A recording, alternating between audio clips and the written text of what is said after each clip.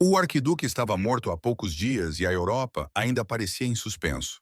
Nas capitais, os telegramas de condolências circulavam, os jornais estampavam as fotos do casal assassinado, e muita gente assumia que a crise ficaria contida nos Balcãs, como tantas outras antes dela.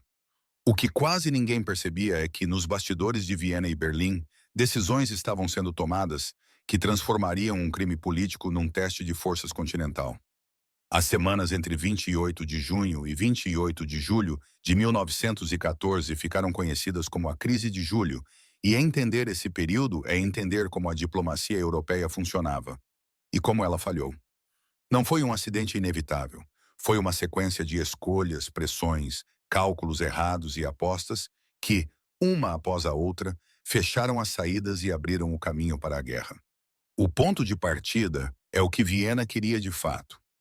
A leitura que o governo austro-húngaro fez do atentado de Sarajevo não foi a de um crime isolado, cometido por radicais locais, mas a de uma oportunidade, e para muitos, uma necessidade, de resolver de vez o problema sérvio. A Sérvia, aos olhos de Viena, era o polo de atração do nacionalismo eslavo do Sul, uma ameaça à integridade do império multinacional. O assassinato do herdeiro dava legitimidade emocional e política para uma ação dura. Não se tratava apenas de punir os responsáveis diretos, mas de enfraquecer ou subjugar a Sérvia como Estado, de modo a eliminar o foco de instabilidade. O ministro das Relações Exteriores austro-húngaro, Conde Leopold Berchtold, e o chefe do Estado-Maior, Conde Franz Conrad von Hötzendorf, representavam tendências que convergiam nessa direção. Conrad, em particular, há anos defendia uma guerra preventiva contra a Sérvia. O atentado lhe parecia a justificativa perfeita. Mas Viena sabia que não podia agir sozinha. A Sérvia tinha laços com a Rússia e qualquer movimento militar austríaco poderia provocar uma reação russa. Era preciso, antes de tudo, garantir o apoio de Berlim. E aqui entra o papel da Alemanha. Nos primeiros dias de julho, o governo austro-húngaro enviou emissários a Berlim para sondar a posição alemã. A chamada Missão Hoyos, o conde Alexander Hoyos, chefe de gabinete de Berchtold, levando uma carta do imperador Franz Josef e um memorando sobre a situação balcânica. Foi o canal dessa consulta. O resultado foi o que ficou conhecido como o cheque em branco, Blanco Cheque. A Alemanha assegurou à Áustria-Hungria que a apoiaria incondicionalmente, qualquer que fosse a decisão tomada contra a Sérvia. O Kaiser Wilhelm II e o chanceler Theobald von Bethmann Hollweg apostavam que a crise ficaria localizada, que a Rússia não interviria e que uma ação rápida e decisiva de Viena resolveria o problema antes que as outras potências pudessem reagir. Era uma aposta arriscada, baseada em suposições que se provariam erradas. A enciclopédia 1914 a 1918 online, em seu verbete sobre o cheque em branco, descreve essa decisão como uma das mais controversas da história moderna, destacando que os líderes alemães subestimaram a disposição russa de defender a Sérvia e superestimaram a capacidade de Viena de agir com rapidez. O apoio alemão encorajou Viena a endurecer, e o endurecimento de Viena empurrou a crise para um patamar em que recuos se tornaram politicamente difíceis. Com o respaldo de Berlim, Viena passou a preparar o passo seguinte, um ultimato à Sérvia. Mas a preparação foi lenta. A Áustria-Hungria não era um estado ágil. As decisões exigiam coordenação entre Viena e Budapeste, entre civis e militares, entre diferentes facções do governo. Além disso, havia a preocupação de não agir enquanto o presidente francês, Raymond Poincaré, estivesse em visita à Rússia, uma visita que terminaria em 23 de julho. A ideia era evitar que França e Rússia pudessem coordenar uma resposta imediata. Assim, o ultimato foi entregue a Belgrado apenas em 23 de julho, quase um mês após o atentado. Esse intervalo é importante porque mostra que a escalada não foi instantânea. Houve tempo para reflexão, para recuos, para mediações, e nenhum deles foi efetivo. O Ultimato Austro-Húngaro à Sérvia é um documento central para entender a crise de julho. Ele não era uma simples exigência de justiça pelo assassinato. Era um conjunto de demandas formuladas de modo a ser quase impossível de aceitar integralmente sem comprometer a soberania sérvia. O texto está disponível em tradução inglesa no World War I Document Archive, BYU, e vale a pena conhecer seus pontos principais.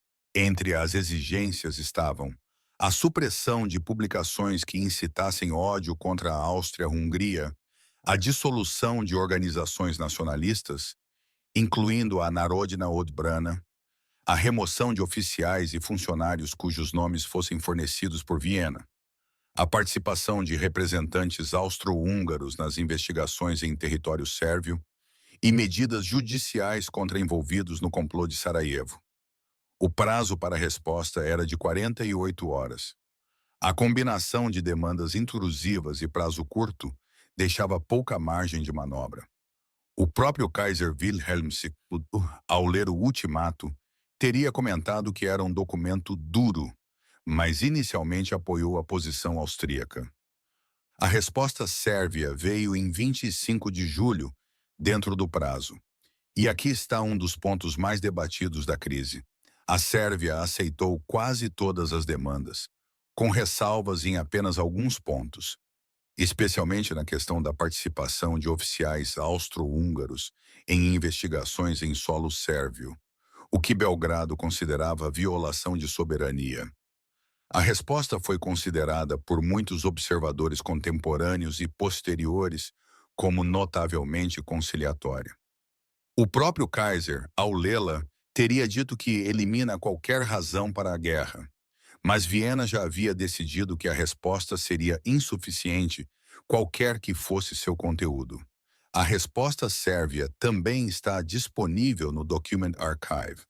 A leitura comparada dos dois documentos, ultimato e resposta, permite ver como Viena construiu a crise de modo a justificar a ação militar independentemente da postura sérvia.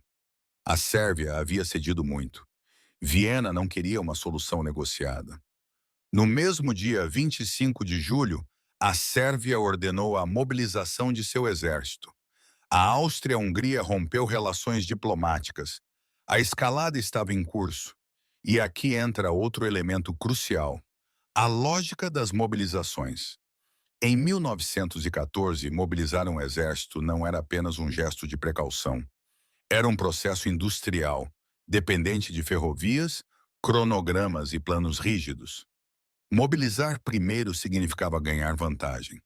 Mobilizar tarde significava risco de ser atropelado. Essa lógica criava pressão para agir rápido, e cada mobilização provocava contra-mobilizações. A partir de 25 de julho, a Rússia começou a preparar medidas militares em apoio à Sérvia, mesmo sem declaração formal de guerra. A Alemanha, por sua vez, pressionava Viena para agir antes que a Rússia pudesse completar sua mobilização. O tempo, que deveria ser usado para negociar, virava inimigo da diplomacia. Em 28 de julho de 1914, exatamente um mês após o atentado de Sarajevo, a Áustria-Hungria declarou guerra à Sérvia. O documento formal dessa declaração, um telegrama enviado ao governo sérvio, está preservado e foi reconhecido pela Unesco como parte do Patrimônio Documental Mundial. Esse telegrama marca o ponto em que a crise deixa de ser diplomática e se torna militar. Mas a guerra entre Áustria, Hungria e Sérvia, por si só, não era uma guerra mundial. O que transformou a crise numa conflagração continental foi a rede de alianças e a lógica de mobilizações que se ativou nos dias seguintes.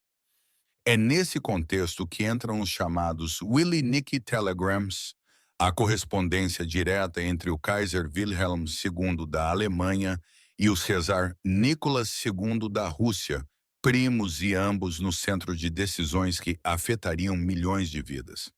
Esses telegramas, trocados entre 29 de julho e 1º de agosto de 1914, estão disponíveis no World War I Document Archive. A leitura deles revela o tom pessoal, quase familiar, das comunicações. Willie e Nicky se tratando como parentes que tentam evitar o pior, mas também os limites dessa diplomacia de cúpula.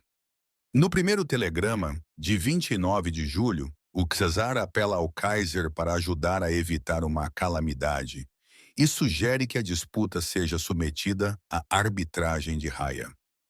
Wilhelm responde pedindo que a Rússia não tome medidas militares que possam ser interpretadas como ameaça, mas enquanto os telegramas cruzavam as linhas, os estados-maiores e os ministérios já estavam em movimento.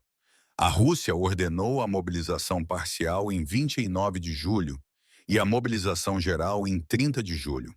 A Alemanha enviou ultimatos à Rússia e à França, exigindo a suspensão das mobilizações. Quando os prazos expiraram sem resposta satisfatória, a Alemanha declarou guerra à Rússia em 1º de agosto e à França em 3 de agosto. Os telegramas entre primos não foram capazes de deter a máquina que já estava em movimento. A correspondência Willie-Nicky é frequentemente citada como exemplo dos limites da diplomacia pessoal em crises sistêmicas.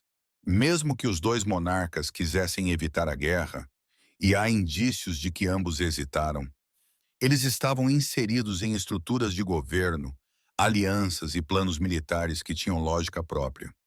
O czar, ao ordenar a mobilização, estava respondendo à pressão de seus generais e à percepção de que a Sérvia seria esmagada sem apoio russo.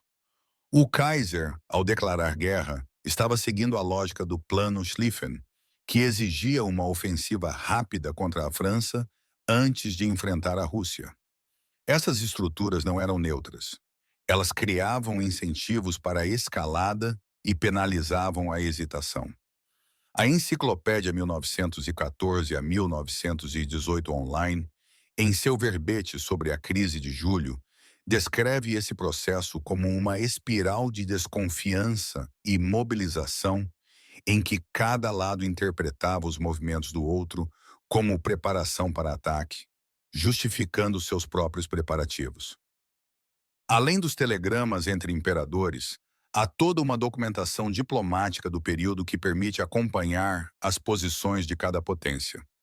O World War I Document Archive reúne coleções de documentos oficiais de 1914, incluindo compilações britânicas, alemãs e austro-húngaras sobre a origem da guerra. Esses documentos mostram como cada governo tentou justificar sua posição e, frequentemente, culpar os outros pela escalada. A leitura dessas fontes revela não apenas os fatos, mas a construção narrativa que cada lado fez da crise. Para Viena, tratava-se de uma resposta legítima a um ato de terrorismo patrocinado por Belgrado. Para Berlim, de apoio a um aliado ameaçado. Para São Petersburgo, de defesa de um povo eslavo irmão. Para Paris, de cumprimento de compromissos de aliança. Para Londres, de defesa da neutralidade belga e do equilíbrio europeu. A entrada da Grã-Bretanha na guerra, em 4 de agosto, foi precipitada pela invasão alemã da Bélgica, mas a decisão britânica também refletia cálculos de longo prazo sobre o equilíbrio de poder no continente. O governo de Herbert Asquith e o secretário de Relações Exteriores Edward Grey hesitaram até o último momento, mas a violação da neutralidade belga, garantida por tratado, forneceu a justificativa pública para a intervenção. Em poucos dias, o que começara como uma crise austro-sérvia havia se transformado numa guerra entre as principais potências da Europa. O que a crise de julho ensina, olhando em retrospecto, é que a guerra não foi inevitável, mas foi tornada provável por uma combinação de fatores: a rigidez dos planos militares, a lógica das alianças, a pressão por ação rápida, a falta de mecanismos eficazes de mediação e, sobretudo, As escolhas de líderes que apostaram que podiam controlar a escalada e descobriram que não podiam. O cheque em branco alemão encorajou Viena a endurecer. O ultimato austríaco foi desenhado para ser rejeitado. A resposta sérvia, mesmo conciliatória, foi declarada insuficiente. A mobilização russa ativou a mobilização alemã, e cada passo estreitava o corredor até que não havia mais espaço para recuar sem perder prestígio, alianças ou o próprio poder. Os documentos primários dessa crise, o ultimato, a resposta sérvia, os telegramas Willy-Niki, a declaração de guerra, não são apenas registros de decisões passadas. São janelas para entender como sistemas políticos complexos podem escapar ao controle de seus operadores. Eles mostram que a guerra de 1914 não foi um raio em céu azul, mas o resultado de escolhas feitas sob pressão, com informações incompletas, em estruturas que premiavam a ação e puniam a espera. E mostram também que, mesmo quando os protagonistas perceberam o perigo, já era tarde demais para mudar de rumo. No próximo episódio, vamos sair dos gabinetes e entrar nos trilhos. Como as mobilizações de 1914 funcionavam na prática, por que os planos militares eram tão rígidos e como a lógica das ferrovias e dos cronogramas transformou decisões políticas em fatos militares irreversíveis. A crise de julho abriu a porta. As mobilizações a atravessaram.